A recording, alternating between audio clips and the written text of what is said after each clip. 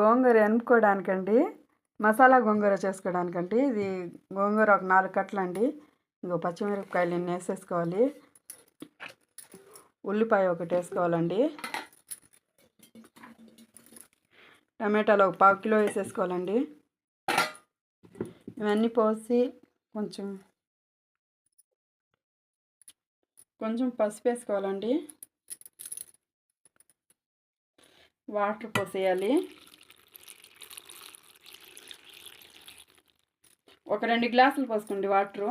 1/4 KG గ్లాసులు ఉంటాయి కదా, పెద్ద గ్లాసుతో 2 గ్లాసులు పోసుకోండి నీళ్ళు. పెట్టేయాలండి. ఇంకా ఉడకనివ్వాలి బాగా. అది మెత్తంగా ఉడికిన తర్వాత మనం పోపు పెట్టుకోవాలి.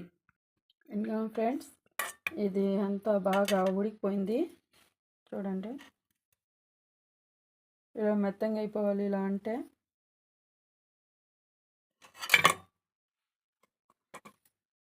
చూడండి, ఇలా ఉడికిపోయింది.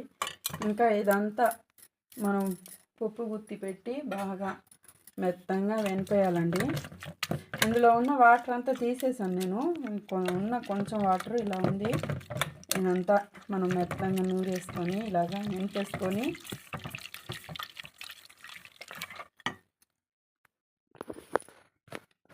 ఫ్రెండ్స్, ఇప్పుడు పోపు పెట్టుకోవాలి. ముందుగా ఆవాలు జీలకర్ర వేసేసుకోవాలి. తర్వాత ఉల్లిపాయ వేసేసుకోవాలండి.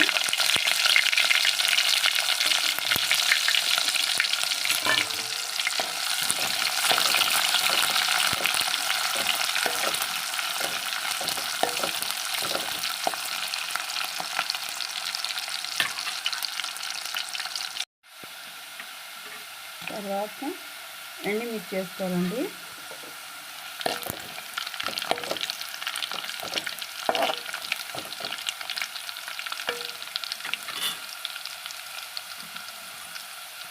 తర్వాత కరివేపాకు వేసుకోవాలండి.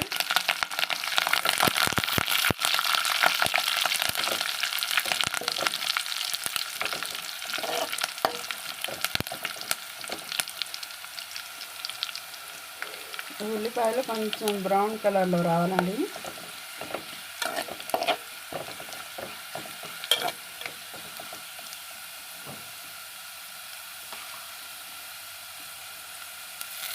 ఒక 2 స్పూన్లు అల్లం వెల్లుల్లి వేసుకోండి.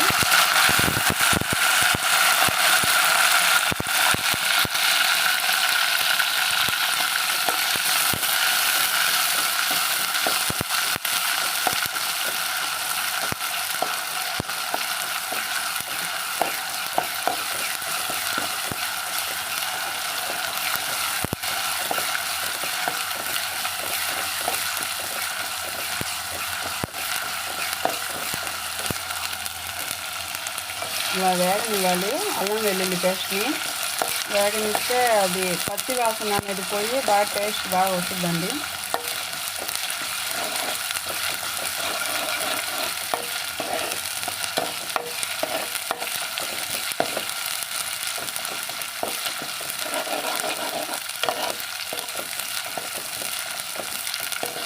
నూనె వేగిపోయింది.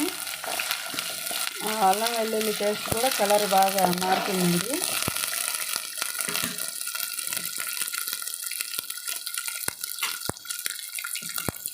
ఇప్పుడు మనం దాంట్లో ఈ ఎంచుకున్న గోంగూర వేసేసుకోవాలండి.